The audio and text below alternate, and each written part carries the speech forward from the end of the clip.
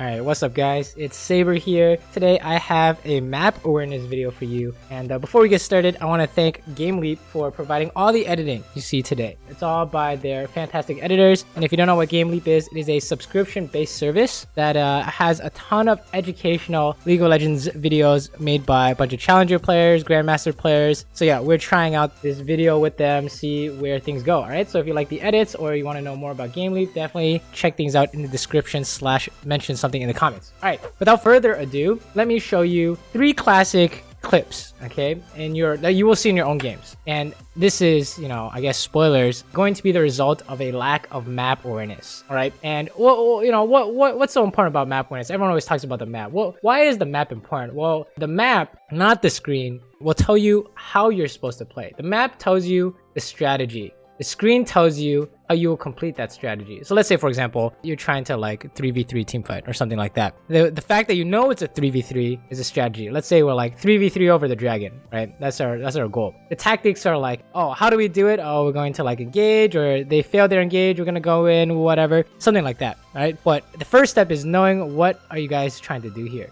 Right, so here's the problem: is there's a disconnect between what you think is happening and what is actually happening. Let's say, for example, what do you think this is? Someone who only looks at the screen is a 2v2, and tactics wise, oh, I'm dodging everything, dude. They can't hit me, so I should win. But they weren't even playing the same game as the other guys, right? This is in fact 2v3. They're getting debated. So how do we prevent this? Well, let's go on to our next clip. And the question is, how do we prevent map awareness mistakes? Right, and the problem usually arises whenever you're trying to do a thing, trying to make a play, trying to help a teammate. Well, that's a big one, right? Trying to help your teammate, trying to even push waves. Anytime you're trying to take an action, you shouldn't forget the overall idea. And that the overall idea comes from the minimap, right? So if you look at this, clip, it's really sad. But how many times have you experienced this where you're trying to make a 2v2 play, the jungle shows up and it's doomed? It's physically impossible to win after a certain point, right? We need to prevent that. So what is the habit? What is the trigger for doing this habit? And what is the actual habit? Well, the actual habit is we look at the map and we count numbers. Man advantage. Who is bot lane, or who is near me? Who is coming to this fight? Usually, it's a fight. Or who is coming to gank my lane, right? That's the map awareness part of looking at the map, figuring out where everyone could be. So if you look at this example, it's, Kindred could be here, right? And obviously, Karthus can't counter gank because he's going top. So it's even highly likely that Kindred's going to return gank bot for sure if they see Karthus topside. So when you're going for this play, that's the trigger. When you're trying to do something, then the next step is check the map, make sure you know where everyone is, and then you can proceed or cancel your plan, right? So the trigger / habit combo is if you're trying to do something, really anything in the game, you're trying to push, you're trying to help a team fight, trying to start a team fight, trying to pick, whatever. Second step is look at the map, count numbers, then decide what am I supposed to do here. So we're trying to do something, we look at the map, based off numbers, what am I supposed to do here? So here we pause, we're trying to bait for our support, we look at the map, enemy jungle is missing. What are we supposed to do here? Oh, we're not supposed to into the jungler, right? And there you go, voila, you would prevent these kinds of situations from happening. All right, now let me show you some examples where we do this correctly. All right, and I want you guys to kind of play along and see if you can come up with these same or similar solutions. And if you get really good at it, this is you can do it in real time. Okay, so remember, I want you to think every time we try to do something, we look at the map and we say, what are we supposed to be doing here, right? You want to do something, we want to push mid, look at the map, top is 1v1, your jungle went bot side, so it's 2v3 mid, right? Because they have 3 people missing. So what are we supposed to do here? The answer is, maybe we can clear this wave, we kite out this fight. We're trying to not fight, essentially, right? We're trying to buy time for our team, which is, how you see me play this. So if you're ever wondering, how am I supposed to, you see higher elo people and they play team fights differently during different situations. How do they know which situation to pick? It's based off the map, the mini map,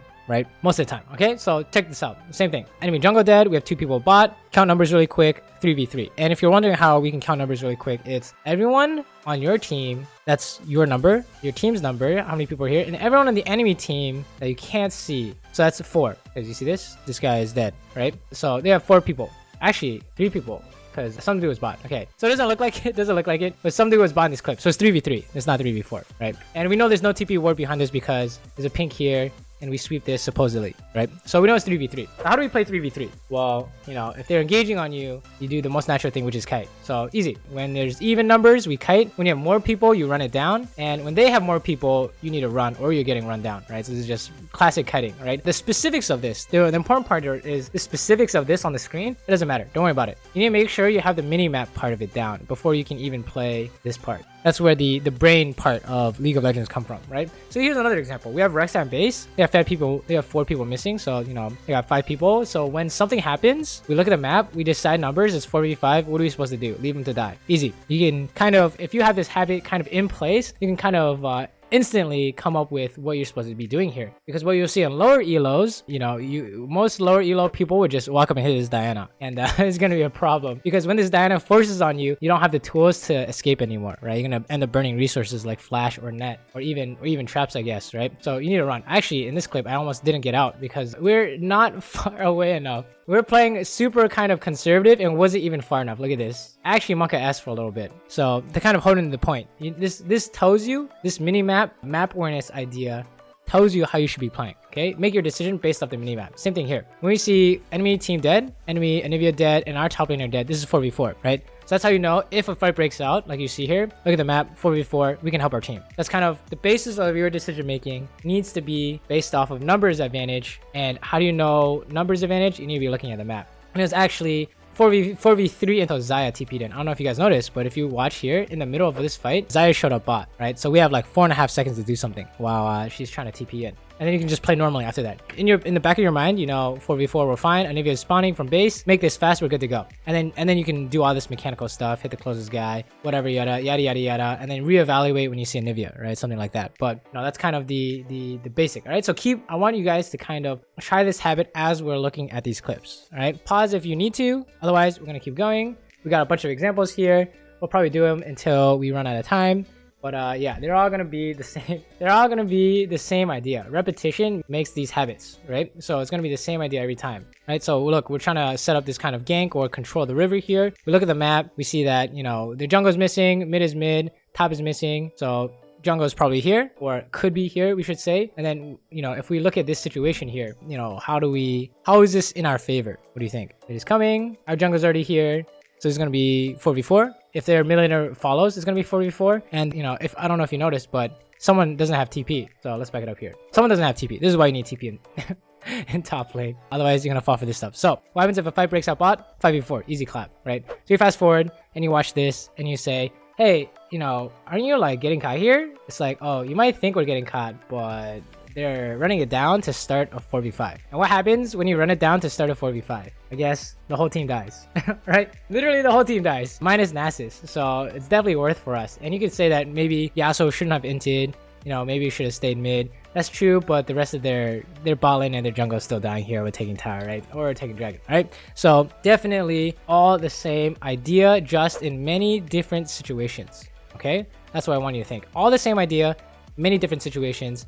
Even when you have man advantage, you know, it could change the way you play. Like in this clip, if Yasuo is dead, a fight breaks out, what do? Let's run it down because we have more people. So unless we're like actually like inting, like face tanking a Syndra ulti or something and getting one shot, we should win, right? As long as we're not getting one shot. That's like an exception to man advantage rule. So remember, even number of people, we kite if we're not sure.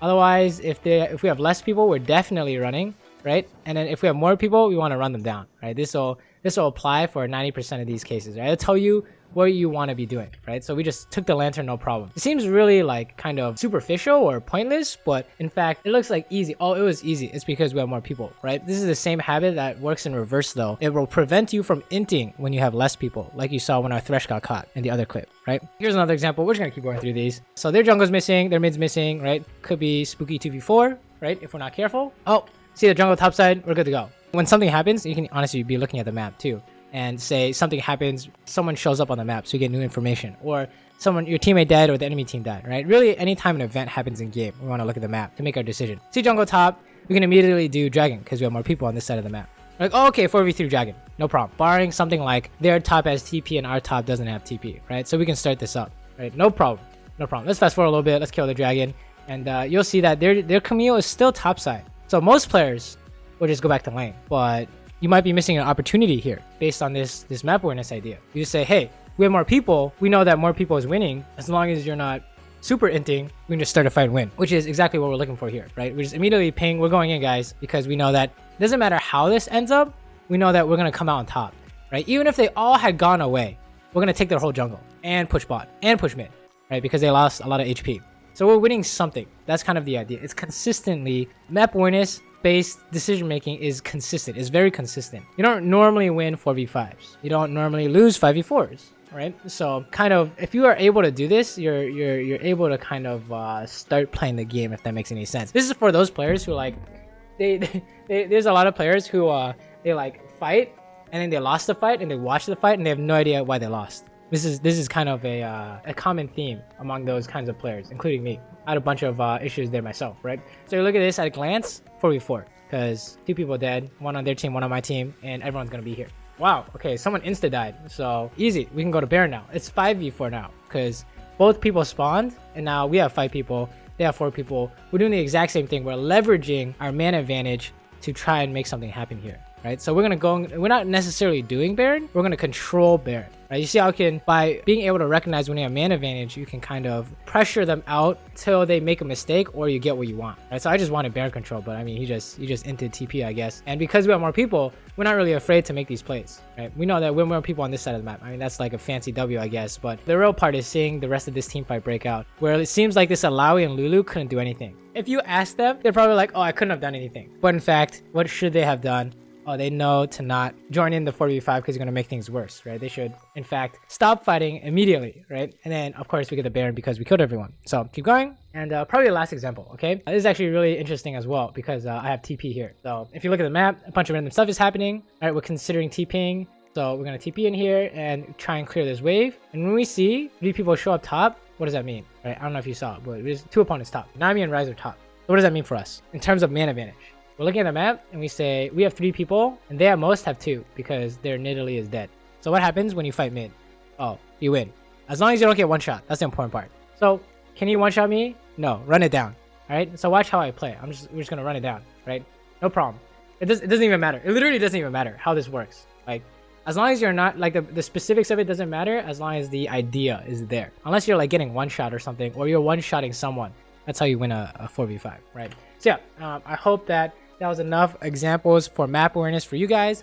Definitely just whip out anything in your games. This is kind of, you want to practice this habit actually anytime something happens. Anytime you want to do something. Anytime you're reacting to something, your teammates started something or the enemy team started something, right? Or you get new information. Those are the 3 main triggers you can apply this habit to. And each time you want to look at the map, count numbers, determine your strategy from there, okay? Let me know what you guys think. I hope you guys can more easily read the map or begin to read the map, but I promise you the more you practice this, the faster it will be to the point where you can just snap your fingers and know what you're supposed to do. That's the goal, right? So take your time, use a bunch of these examples. You can go back and rewind these clips if you want to use these examples, but honestly any kind of event in League will do, in your replays, in pro replays, any replays. All right, so yeah, I want to thank GameLeap for providing all the editing you see today. And if you don't know what GameLeap is, it is a subscription based service that has a ton of educational League of Legends videos made by a bunch of challenger players, grandmaster players. So yeah, we're trying out this video with them, see where things go. All right, so if you like the edits or you want to know more about GameLeap, definitely check things out in the description